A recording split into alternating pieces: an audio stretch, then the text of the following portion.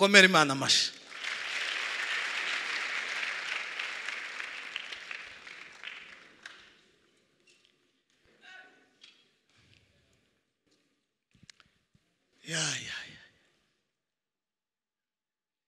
Basabe duhaguruke.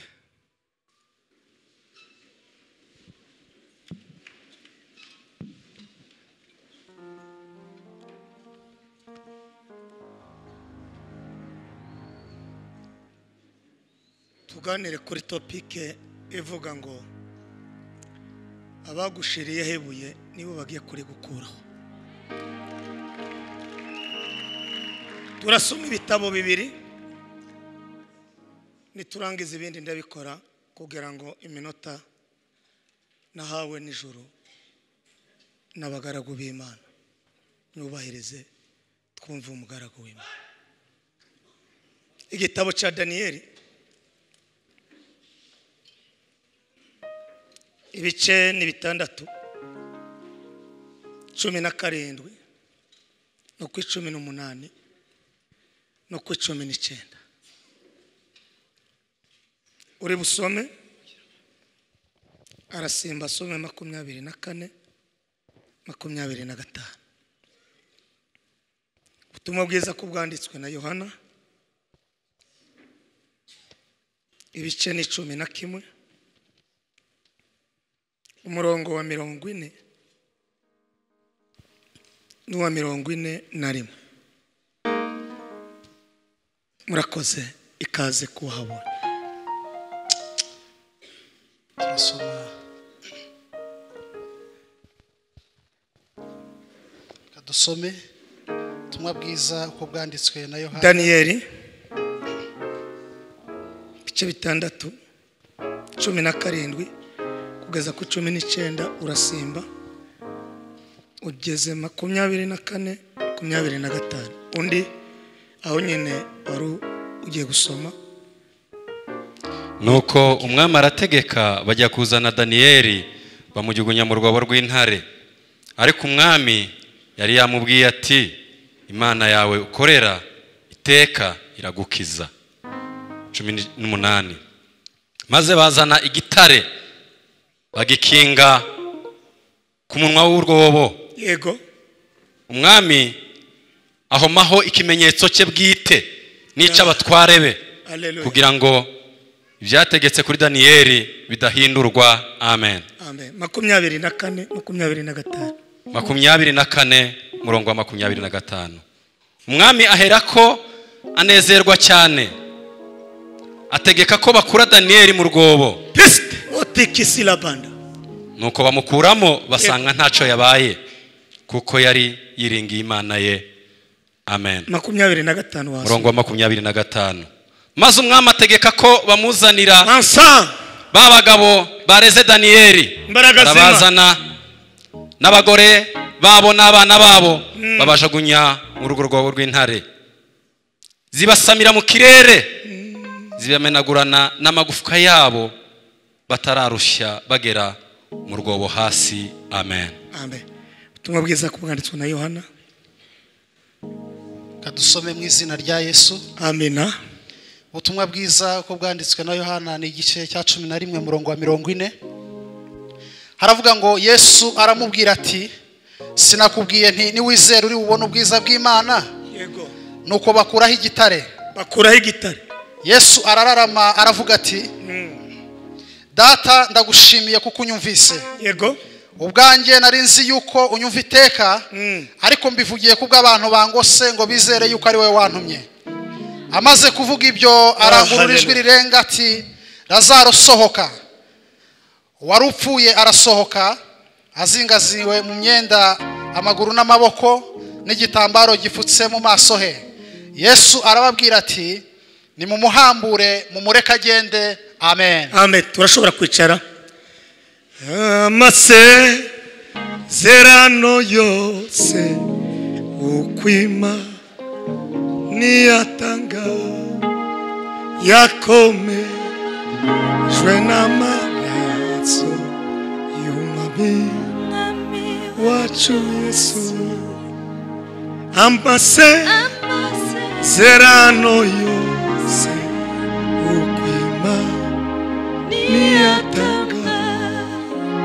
yakomejwe n'amaraso y'umwami wacu Yesu. Isi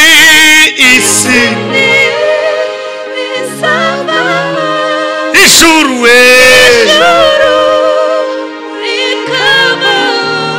wizera zabona. Turashimiye Imana iduhaye serivisi nziza uyu mugoroba. Abagabo barahangaha n'abadamu baraha, abahungu n'abakobwa n'abana bacu. Abazi ko ari Imana yabikoze bayikomera amashyi Imana. Isi bizavaho, ijuru kavaho,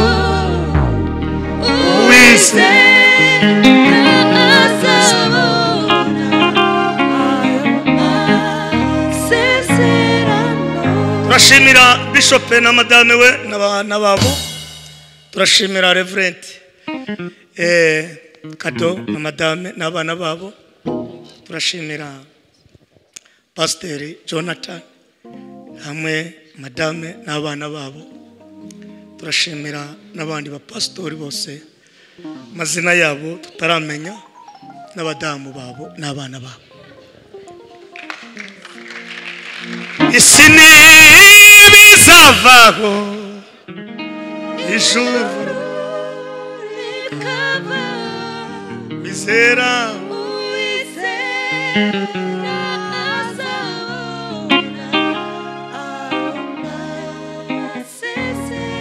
turashimira izindi nzego zose z'itorero rya Foursquare hamwe n'abakristo mwese. Dushimire n'abakozi b'Imana barahangaha, ababyeyi bacu b'abapastori hamwe mugaragu w'Imana mchungaji Sunzu kutoka Goma. Menibariki nilipokuwa nikikufuata kwenye mtandao WhatsApp, roho yangu imetabasamu. Kale mukama ko mukisanda biziko na uchumva na yene yanziza nyonyo. Hanyuma abandi bose muzego mukoreramo n'inzego za government ijuru n'amatayo, turabakunda kandi twari tubakumbuye. Abatanze nitwa Matayo Ntamahizi Muhoza, tumudamu umwe n'abana barindwi. Imana yangiriye neza. Tuganire kuri topic ngo abagushizeho ibuye, abari gushizeho nibo bonyine bagiye kurikuraho. Waliokuwekea jiwe wao ndio wenyewe wataliondoa.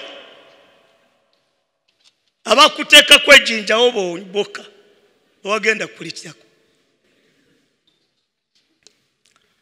Gusabe kino kintu werekere ku muntu umwegeranye umubwire ngo amabuye bagushizeho ndawo yamenye, ariko hari umugabo uje kuyagukura.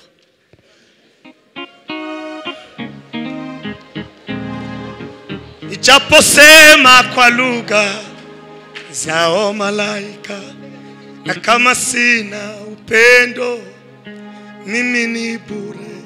Ijapopewa karama zote za Mungu, na kama sina upendo mimi ni bure. Upendo hautakabali, haujivuni, uvumilia mambo yote. Basi matatu yanayodumu: imani, tumaini na upendo. Amabuye ni menshi kandi buri buye rigirize nta mwanya wo kuyavuga. Ngiye kukubwira ibintu bitanu byotuma ibuye bagushizeho bikuvaho. Nimugira mutya. Icyambere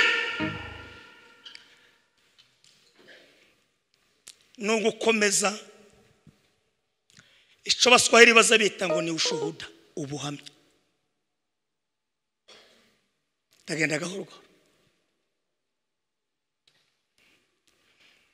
Ubuhamya uzatakaza ikindi ariko ntugatagaza ubuhamya.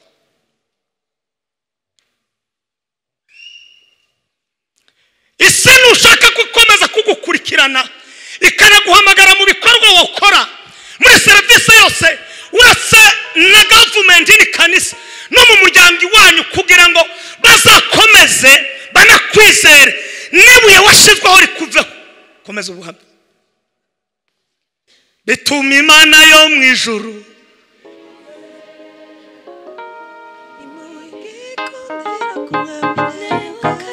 bituma Imana yo mu ijuru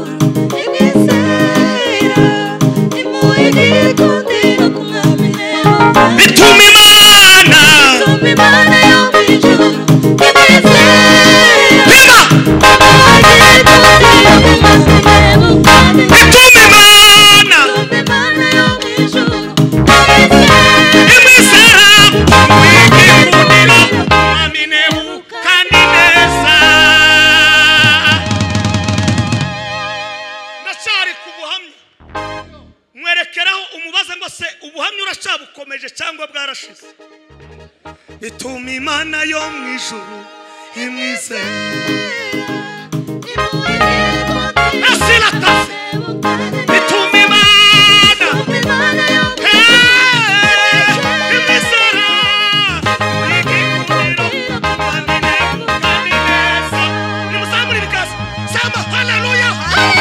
Daniel akomeza ubuhamya mu gihugu cyabo cya Isiraheli ngo ajanywe iminyago akomeza ubuhamya ko ndakubaza gusa ngo mbari zo mwicaranye se kurabona ko kugikomeje ubuhamya cyangwa wabivuyemo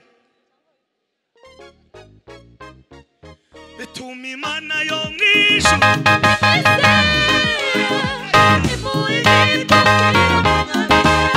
bituma Imana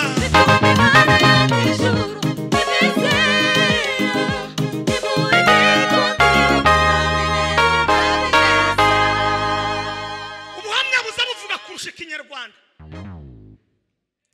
ubuhamya buravuga kurusha igifaransa pasi tite pasi ubuhamya buravuga kurushaho wigi ushuhuda unaongea kuliko lugha yako ndabasabira uyu mugoroba ngo mugane muzika mu buhamya kugira ngo ibuye rikuriho kugira ngo riveho abarishizaho bari gukura ndakurahiriye nasomye Bibiliya ndanezerwa aho narindi muri shambure umwuka aranemeza ngo ugande ubwira abakristo ngo impamvu ibuye ryo bavaho bakarikuraho n'abarishizaho bakarikuraho bakomeza ubuhamya ijambo rya kabiri nuko Imana igomba kukwizeza ikakwizeza n'abantu sukuma Mungu anakutumainia kandi akakwizeza n'abantu iyo ukoze ibyo bintu bibiri Imana yonyine umaze gukomeza ubuhamya izi kwizera kandi ikakwizeza n'abantu mugabo witwa Daniel ubuhamya bwiwe bwamabuzamuka bukora ku Imana ngo iramwizera irangije kumwizeza ngo irangize iramanuka imwizeza n'abantu ngo bituma imushiraho igikundiro ku mwami Nebukadinezari tuzabona igikundiro utakomeje ubuhamya hari amabuye bagushizeho kubera kuko wataye ubuhamya wo bukomeza ijuru ryo kwizera rikakwizeza n'abantu basa ndanezerewe Matayo ngiye gutanga haleluya imwe igarura umuntu mu buhamya bwe nimuheze Imana ishubahiro haleluya haleluya bituma Imana yo mu ijuru imwizera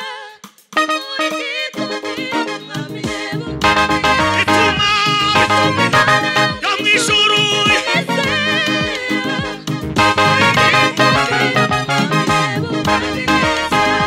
umwami Nebukadineza arota inzozi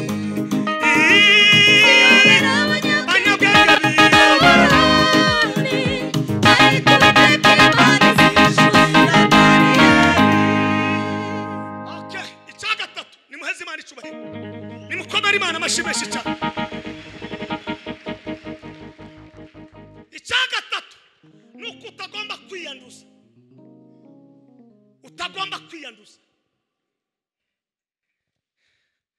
gisubiyemo utagomba kwiyanduza n'iby'isi muri izo ngo iby'isi birahita vuba birahita byihuta kuko benshi bapfa bataramenya umukiza Daniyeli aravuga ngo sinakwiyanduza mu gice cya mbere cya Daniyeli ariko umuntu abagenzi be gukomeza ubuhamya Imana iramwizera ngo irangize imwizeza n'abantu imumanura y'igikundi aravuga ngo sinokwiyanduza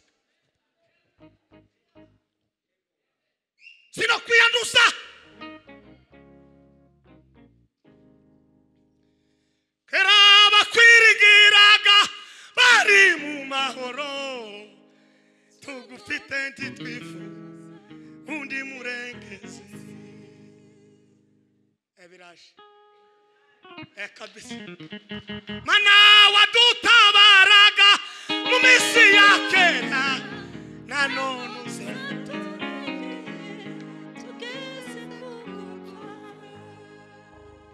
twabaye muri foyer na Marehemu Kabuye tutangiye kwiga Icyongereza na Evangeliste Bizimana na Bishop Karegeya turya ibishimbo cyane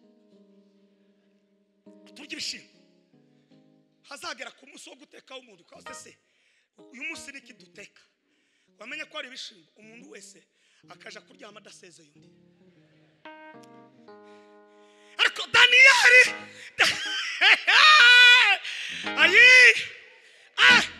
n'umunyage bamuzanye mu bunyage ntari mu gihugu ntabwene gihugu n'umuntu uraho uko babigenza no kubabigenza ariko peti akasimama sino kwiyanduza nubwo ndi kwibuye ryo mu bunyage ariko iribuye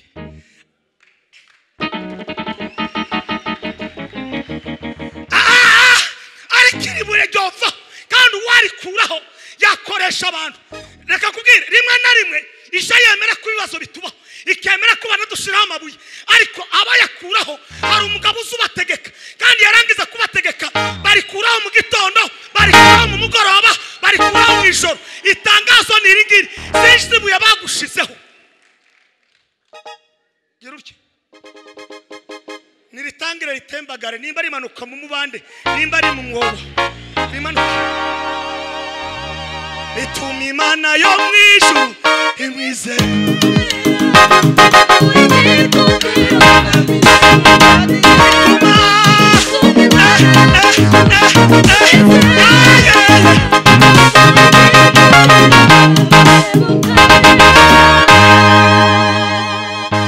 yawe yama yitonda na discipline aringinga uzi kwinginga bagupanga ivyo ugomba kurya jo mu rugwiro uzi urugwiro presidence tuyizi uzagere urebe uzozo horirimba indirimbo ngo ndagushima Mana wangiriye neza wa uzuririmba ngo ndagushima Mana wangiriye neza wubatse inzu y'ibyumba bitatu uragira ngo umuntu azagara mu rugwiro akava bituma Imana yo mwijuru imwize kwa mamashi bituma Imana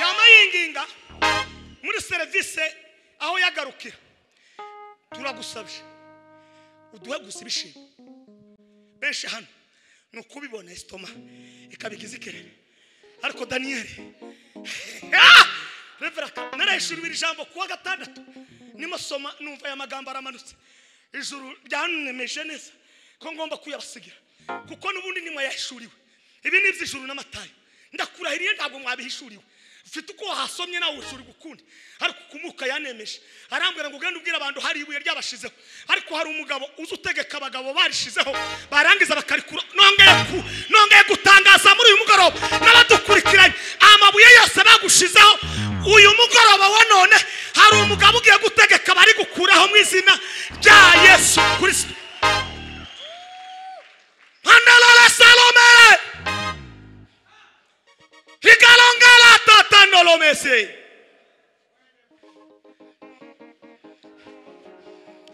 macho ya Bwana yaona pote macho ya Bwana yaona pote ichakani umuriro ngo mbere yuko bakora igikorwa cyose ngo nuko bari bazi kwinjira mu itsinda ryo kubanza kwiyeza. Niryo niryo rinyaniye abakristo. Aho navukiye mbere yo kuja mu rusengero no mu masengesho twayitaga ngo nizo y'amasengesho twayitaga ngo ni maombi. Nta muntu wagaza winjirayo hatabanje kwiyeza. Bishoboka iyo nitsinda rizarituma Imana idikorera ikintu cya gatanu ngiye kubabwira Imana yakoreba Daniel. Nuko ngira umwana nagazanegera abasaza bakatwirukana ndasura kandi nkabegera bakatwirukana ndasura kandi nkabegera bakaruwa bakavuga ngo nimureke nta mahizi. Naho ko nakomeza kwenyegeza. Reka nkubwire kwiyeza ni kingi tazi igira ingesi. Ni inzira y'ubusabane bwawe n'Imana. Kwiyeza niyo abazasha mu ijuru bose niyo nzira.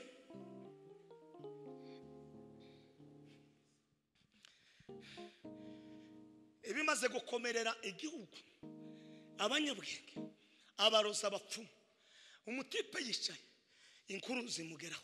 Amakuru nayo hari inkuru zigiye kukugeraho kandi izo nkuru ni wowe ufite capacity yo gutanga igisubizo. Impamvu zitarakugerayo ntiwagiye mu itsinda ryo kwiyeza. Manuka ubunyine utangire kwiyeza. Hari ahantu ategereje wewe impamvu wewe utarahagera. Pima kuna mahali piko karibu wewe pana kuhitaji, lakini zipo sababu zinatuma wewe hungi hapo. Izo sababu rero nizongera ngo kubwire ngo genda wiyeza. Nurangiza kwiyeza hari ahantu ugiye guhamagara. Mpamvu utarahishe nuko utahaye wiyeza. Ni mwiyeze kiri cyo gihe cyo kwiyeza. Yesu araje vuba kandi aje gushana itorero. Azajana biyejeje. Apana abantu bakoze ibyo bakoze byose nabyo birakenewe, ariko kwiyeza niyo service umukristo n'Imana izimureberaho. Mutipe yamamanuka bwirana niye na Mishaeli nazarera bagira ngo bapeti tumepata akazi kabonetse. Reka nkubwire hari akazi kaza mu gihe wamenye kwiyeza. Ndanezerewe mata tubonye akazi kabonetse. Kinakaye kazi hari byananiye abatipe hano bafite ubwene gihugu bafite nationality bize bafite za diploma bafite za masters byabananiye bapeti tunapata akazi. Bamavuga ngo ayi gusenga we no kuganira n'Imana we no kuganira n'Imana. Gusenga hari ahantu ububiko bw'Imana utogera utiyejeje kugira ngo uhagere no kwinjira muri service yo kwiyeza. Mbarizo wo mwishiranye ngo waje wiyejeje so kirananiranye hano no mu mako kirananiranye. Ibintu byose wayibona ama divorce yeze kwisi nzantangara nk'umuntu w'umugabo wotanga umunani gutyo kawushorera inkwano 8 cyangwa ibihumbi 4 by'idolari cyangwa 2 ukarangiza ukagenda kwa sobuko no ukagenda warangiza ugasaba umugeni ugakora ubukwe ukama wishara n'umugore akamubwira ngo tuje muri leta ngo tuje gukora divorce. Monike cyabaye uwundi uzana ni wa wundi nawe avuga Ikinyarwanda.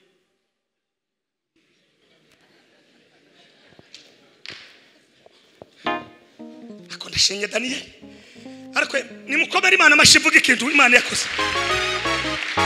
Hasa Daniel bakubita gutya Imana yamimwishurira iramubwira ngo dora amakuru ari mu gice cya 2. Inyamaswa ni umwami yananiwe gusobanura ibyo yarose. None ugenda umubwire amakuru nta mwanya wo kuyavuga kugira ngo ndangize iminota yaje. Bibiri ijambo ry'Imana rirambwira ngo akubita imbere ya Nebukadinezari. Nebukadinezari aravuga ati dore nguyu mugabo umunyagi utari wabo. Komeza ubuhamya. Imana ikwizeze n'abantu. Cyakabiri menya kwiyeza. Best nimumve kiri aho ngaho.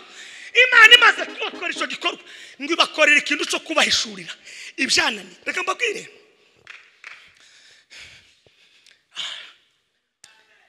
reka tange haleluya ndanezerewe haleluya asa Revera Kado yigeze kuduha ubuhamya bwo muri Jura ari mu kiraro umugabo w'umuhanuzi witwa Nibutundira harya Butundira bahishe imyumbati kandi nta kintu kigira umurongo nk'amata n'imyumbati simbibabwiye ngo museke ngiye kuvuga akamaro ko kugira gute kweshurirwa kufunuliwa nguvuza kufunuliwa n'umuryango wanyu ni mugira bayishurirwa no mu kanisa mukagira bayishurirwa ndakurahiri satani ndiyapfa kuvogera gusa tugomba kugira abantu bayishurirwa tugomba kugira abahanuzi tugomba kugira abanyabwenge tugomba kugira abantu bazi kwigisha ijambo ry'Imana tugomba kugira abantu bo mu ngero zose muzaye Butundira namanuka aramubwira ati ariko imyumbati barayihashe ntibayihashe mu batabwa aramubwira ngo aryame ngo kubite gutya ati manuka mu giti harimo impako niho imyumbati bayi nakubwire yarahari ndiyabishuriwe hari urwego rwawe hari n'urwego rwa muzehe umuntu nakurusha icimana yamuhaye uzoza wemera kandi nurangiza nushake uje gutanga ituro mu rusengero kuko ndi wabihawe vuga ya magambo ntabwo uzabona success kumana utiyejeje utakomeje n'ubuhamya isi iyi zivuga kandi nibo bambere baza bakuvaho vuba ariko umugabo witwa Imana niwo wambere azavuga ati aracihana ariko abantu nukwama bakwaraza guhuta isi ku munota umwe bakakuvuga neza undi munota bakabara gutaye ariko ndashimira Imana yo mwisho nuko isi y'abasagani niyamuhararutse ikunde ko bamushugunya mu gobo gw'intare reka vuga ayo magambo nimara ndangise ndanezerewe Mana wadutabaraga mu minsi ya kera uduha abakristo bo muri iki kinyejana tuziga mu buhamya tugire n'ibihe byo kwiyeza haleluya haleluya haleluya haleluya haleluya amen haleluya nimbumva cyanesheje cyagatandatu ngo bashaka impamvu kuri Daniel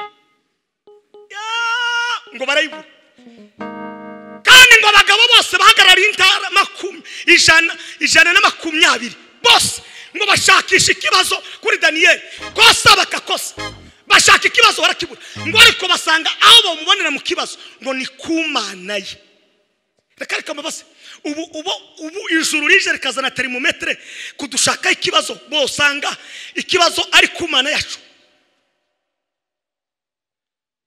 wakatafuta kosa ni watu watapata kosa kwa Daniel wakatafuta kosa wakupata kosa lakini mmoja wao kasema kosa ni kwa Mungu wake mvo bagabo kandi ari abanyake ni kumana barajujuza ahantu hane Daniel yagize 6 nimugera muki komera Imana amashimeshi gira mpfu ahambe yagize 6 ku ngoma ya Nebukadinezari aha kabiri ku ngoma ya Berushasa aha gatatu ku ngoma ya Dariyo aha kane kuri bene se abo bari kumwe mu bibazo Hananiya na Mishaeli kandi ngo arangiza arabavuganira ninde ukivugira undi akamuvuga neza kavuga ngo hari nakazi kabonetse reka muvuganira induma ngo sari hamwe zihuje umutima zose zaravuganira aho kuvugira mugenzi wawe ugenda umushiraho amagambo atazana vuga atazana kora hindura ahongeyeho Daniel hantangaje ngo agira sekise no mugobo rw'intare ntuyizi intare uzuyibona gusa kuri za TV intare niyo nyamaswa yonyine izirya ibyo yahise none abafite ishurirwa ry'ahantu hagufi baravuga ati tahandi kuko yanze gukora ico twavuze tumute mu gobo rw'intare none undi bamenya kuko bakoze erreur bakoze amakosa 3 ikosa rya mbere umwami afatibuye kandi Petero avuze ngo tuvuga nda wundi ni Yesu buye rizima ryanzwe nabubatse ariko kumana ryaratoranije baba bakoze kuri Yesu Number 2, umwami ngo ahita ashyiraho sitampu akawe kamuhuri. Noneho abakoze kwishura kuraje gushiraho kashe kumana kuribuye ushizaho kase n'urupeta. Ijoro yavuga atayino ijoro bintu byabo. Ikindi cyantangaje none ngo barangize bamushugunya mu gobo gw'intare. Ntibahishurirwa. Yesu ni simba wa kabila la Yuda. Yesu ni ntare y'umuryango wa Yuda. Okay, nihagiyega ariko hari ikintu cyanejeje nuko mucanejeje. Ayi narababariwe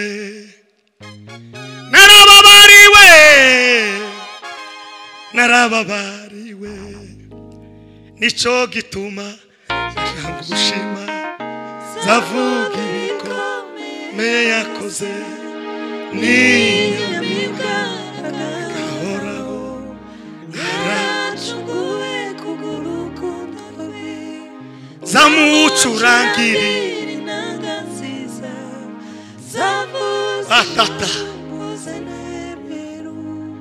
niwarukwiriye mwami kupfira je munyaja wari wazimiye nari mumwijima mwishonuramo zisi bicumuro byanjye nakoze. Ninde wagira 6 kubami bakurikirana? Ninde nuwe? Atari umugabo wamenye kurinda ubuhamya bwe. Bakristo bana data twatuja mu ijuru. Ijuru rizatahamo abagabo barinze ubuhamya bwabo. Ijuru rya gutahamo abantu bakomeje kwiyesa.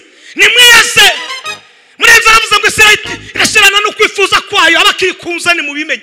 Mumenye ko Yesu azaza kandi azaza kurimburana n'abari muri iyi si. Takaza ibindi tutakaza ubuhamya. Daniel ngo arazamuka. Umwami reka nkubwire wavuze ngo bamutemu niwe kandi wabyutse kare mu gitondo kubaza ngo se yamana yawe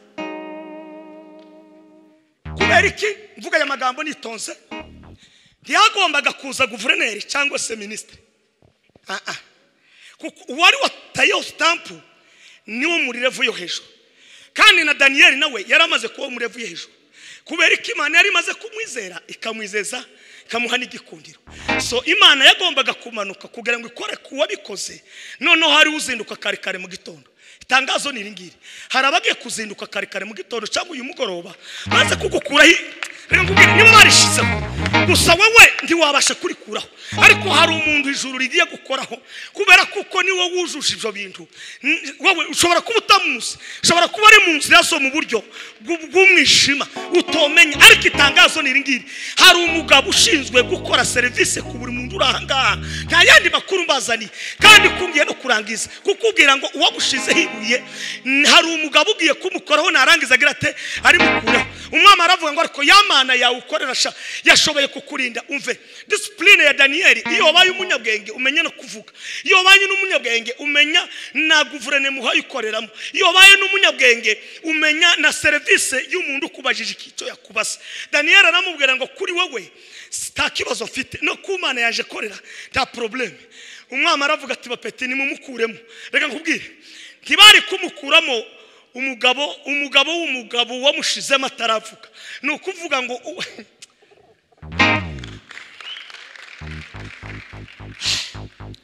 pema rimwe na rimwe imani zisankaho itaki dukoma amashi masabanya bw'abana batizera bagakera umusaraba rimwe imani zisankaho itakiri kumwe n'ubwoko bwawe masabanya bw'abana batizera bagakera umusaraba witinya yawe mwana w'umuntu witinya yawe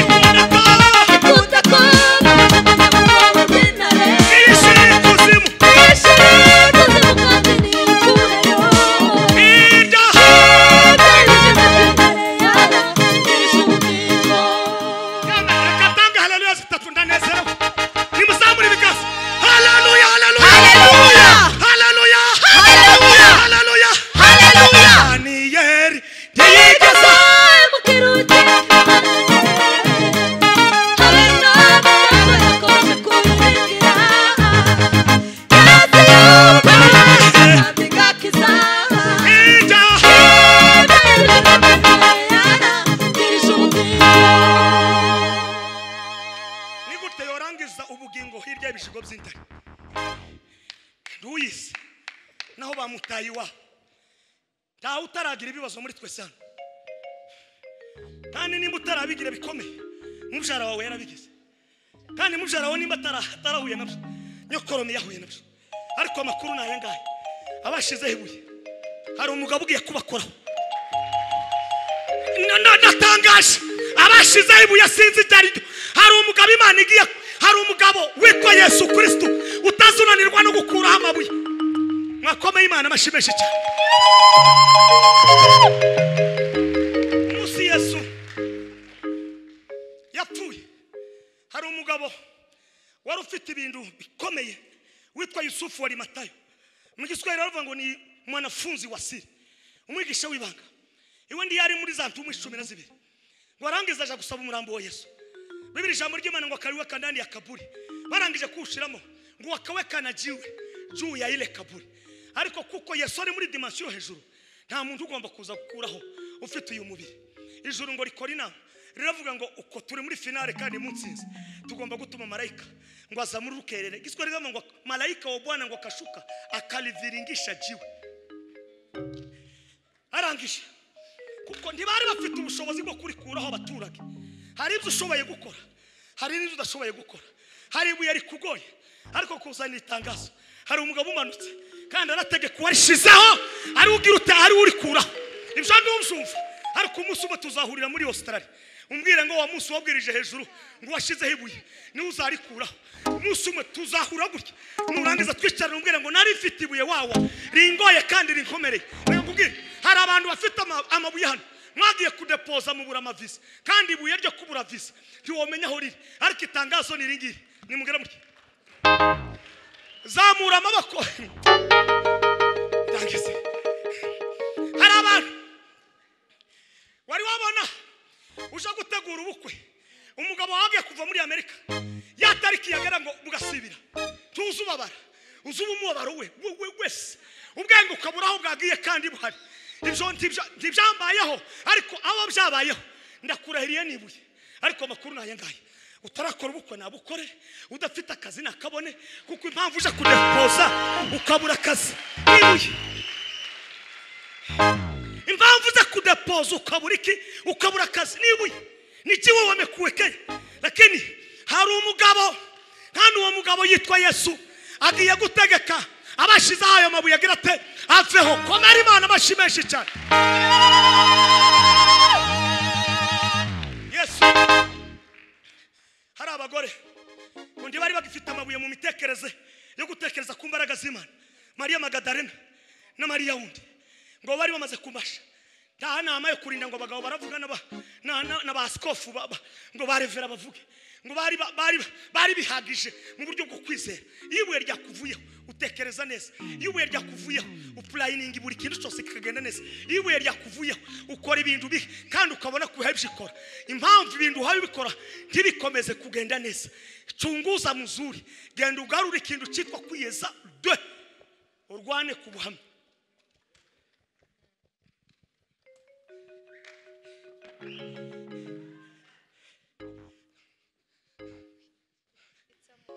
warangaye uyu munsi sha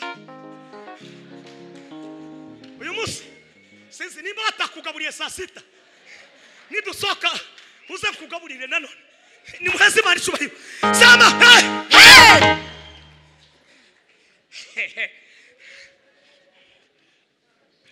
iwe yajya kuvuyeho haba no kwakira abashitsi uzubakira neza mu rugo rwawe nabaramu bawe iyo baje tuzuvuga ngo baje kandi ariko rikikuriho uzama winjira no mugabo ngo se ngo aba basore ngo bavuye kandi ari baramu bawe hama ngo bavuye ngo imisi yose baza wowe ndi waje muri rugo ukigira izo mvugo nibuye rikuriho umuntu utazawumvikana n'abakozi mu rugo kutumvikana n'abakozi reka kubwire nabo bafite amezi 9 bavukiyeho nk'abawe uje bafata neza urekere kubasuzugura ashobora kuba umukozi uyu munsi wa none wawe ariko ejo bundi ukamusanga akora mu rugwiro akaguheza service namubwire nimuzamure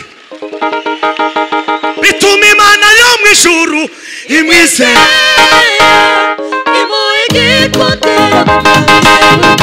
bituma Imana yo mu ijuru imwize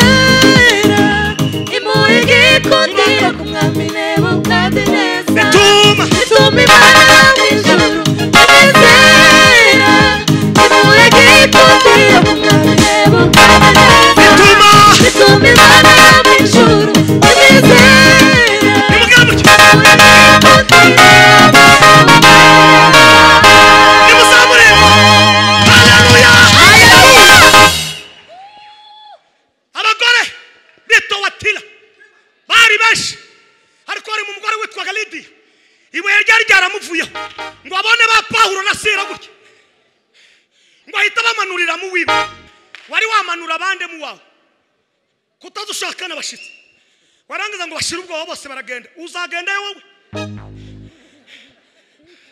mucungaje suze aratubwira mu mugabo umwe yapfuye ejo bundi hanga ngo yagiye mahono ngo amaze kurwara cyane ngo ikiro cy'isukari baramubwira ngo ntiwinjire kubera ikiro cy'isukari none waravuze ndi wagira gute ntiwabisohoza none wowe wabakoze uguma kubabwira ngo izo mvugo zanyu iryo nibuye muhindukirana umubwire ngo nimukura ayo mabuye ayo ngayo yose Imana yakuraho nimwe mwenyine muvuga ubutumwa bituma Imana yo mu ijuru nizera ivuye gikundira ku mwabuzebo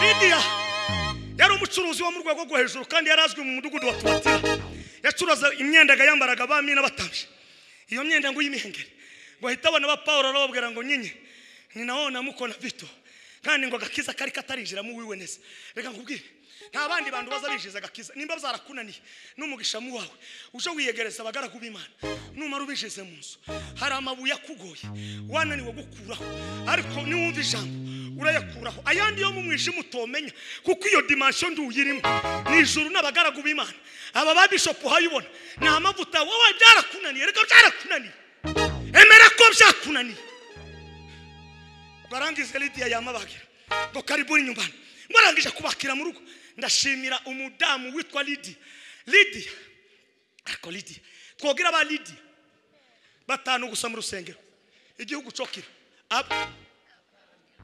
apanicho nimugira mutya nimukomera Imana amashibeshi cyane Lidiya yarabaga kubana abandi badamu bose bararangara narababwiye ngo uzirinde indwara yo kurangara abandi bose bazarangare ariko wewe ntukarangare umuntu wakuwe hebuye kazarangara hari amabuye ari hejuru y'abantu hano amabuye ari hejuru y'abagabo benshi amabuye ari hejuru y'imiryango ndategetse kuguye umugoroba wa none Imana yampamagaye kubwo amavuta ari kuri aka gatutu mu izina rya Yesu Kristo ibuye nirisoke mu izina rya Yesu ntimuhaguruka ngo dutangaze haleluya zitatu zo gushima kuko Imana ikuye ico kintu bituma Imana yo mu ijuru imwizera gikundira ku mwabuzebo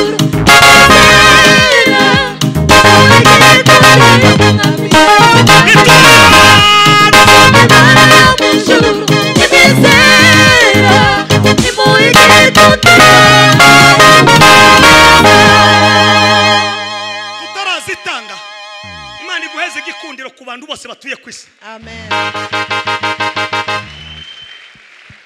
mbisubiyemo abatagaza bakwiyumvamo kuva igitariki n'uyu munota n'uyu mugoroba bakwiyumvamo mu izina rya Yesu Kristo mbisubiyemo ahantu hose wagaraga muri service ugahura n'umuntu agahanga kawe ukabona ko ataza kunezererwa kuva uyu munsi wa none agukunde cyane kubw'ijambo ry'Imana nimuzamure dutangaze haleluya haleluya haleluya haleluya haleluya haleluya hey nimwicare ndangiza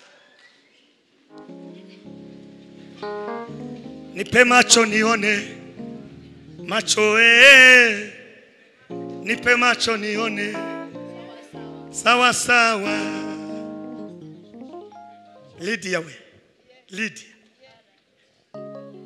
uziko bantu bitwa ba Lidiya ariko wareba ukuntu baza bagenda ntibameze nka Lidiya wa Tuwatira uzi izina si ikibazo kubuhamya udakomeza ubuhamya dangereje muri aya magambo Lazaro we Betaniya Yesu anagenda yohe hari abagabo bazi kubaka ubushuti ndakurahiriye tukubake ubushuti n'amanyanga itu baragatse manya turagusenya bamanyanga ndakure Imana ibahuze n'inshuti mugomba kubakana n'inshuti zifite Yesu Kristo zifite ubwami bw'Imana muri bo. Lazaro ahita ishuri ba Lazaro bari benshi Betani ariko Lazaro yamavuga ngo nda wundi nogira inshuti nawe ni Yesu. Amateka na yangaya ushatse gukomera niwe rigakurwaho ibyo bagushizeho tayandi makuru reba kundu wakubakana ubushuti nande na Yesu Kristo naho abandi bo bazaguta kandi bazagusiga ariko umugabo witwa Yesu je ndabiza amateka ye no kuri jewe ico kintu ntazagisiga. Cyakabiri Lazaro ndi yarekera aho ngaho ngo amujani wabo mu rugo ngo arangize ngo atange ituro ryo kumuzimana ntiyacogora.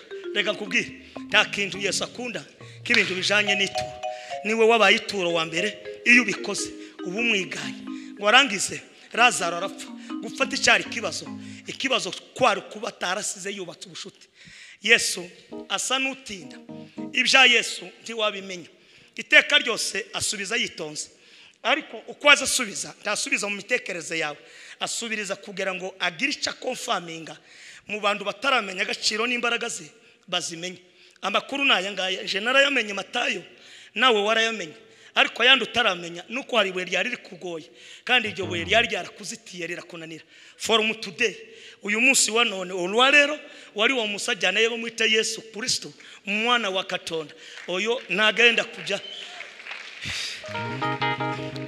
Anzones ndangirise muri iri jambo we ndanezerewe uyu munsi kandi ndagira ngo nagaragaje kuvuga nitonze uyu munsi nagaragaje no tekereza kuja kubwira inshuti ikibazo cyabaye twagize ikigandaro ntaze mu kigandaro.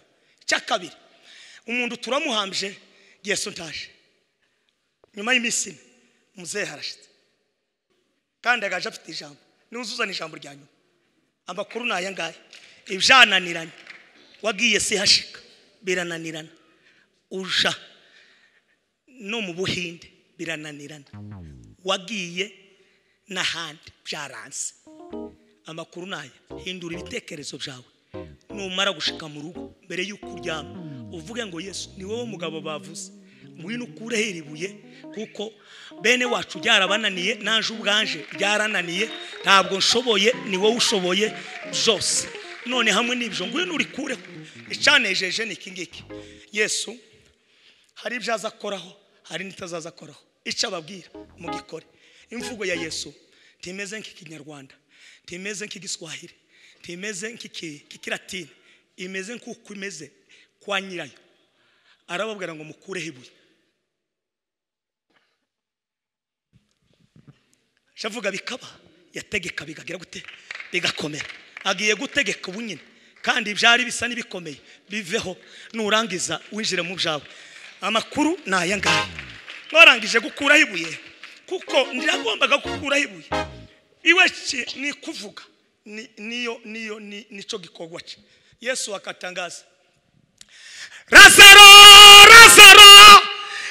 Lazaro huluka mu yeryo anahuluka abantu boshi banaganganwa. Uyu mugabo nuko ateye ibyo utaruzi kuko ugiye gutangara muri uyu mugoro. Iri jambo ryavugiye uyu munsi wa none no muri kicumwe komeza ubuhamya wiyese. Hari umugabo ugiye kuza agukurire hiryo buye arikureho azarikureho azakomeza narikureho. Nushaka ufite bene so bari hehe bashake bari South Africa ugenda ubabwire ngo hari umugabo badutangarije gutazunanirwa n'igikorwa cyari cyo cyose cyo bari kibazo byo bari ibuye arikuraho. Naratangaye ni wowe wenyine gusa wihagije mu gitondo na nimugoroba ijoro n'amanywa. Iri jambo ijuru ryandumye ngoze ndibazanire mbabwire ngo ibuye ryari ribagoye hari umugabo utumwe uje kurikuraho. Nimwakira ijambo ry'Imana.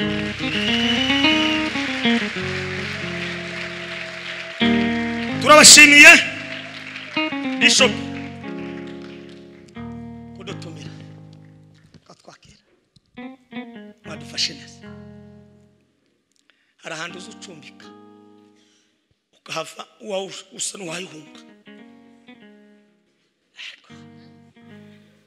hari ubuhamya kandi nimba hari abantu baza bareba no mushitsi. Mama Bishop nashukuru sana Mungu wa Ibrahim naye mtumikia. Nasema asante.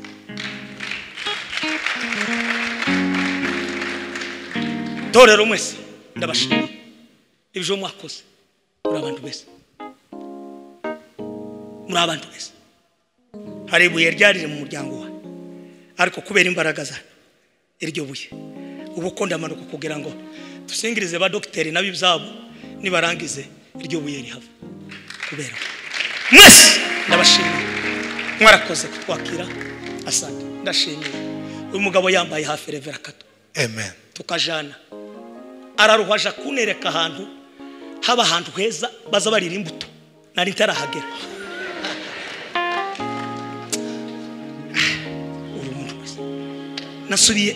Nasubiye kumenya kandi kuri inshuti cyane za mbuto sinzazibagirwa. Amen. Kandi ngwarangiza ndazishura, arazishura anjana handi hantu heza n'amazi ahabajane mubona ibintu by'ikizungu. Mwakoze cyane, muri abantu beza. Ibuye ryari hejuru yawe Uwiteka ari bakureho mu izina rya Yesu. Ubwo ni mudasubira kutubona ku wa gatanu tuzaba twafashe indege dusubira mu rugo. Komera ijambo ry'Imana mashi.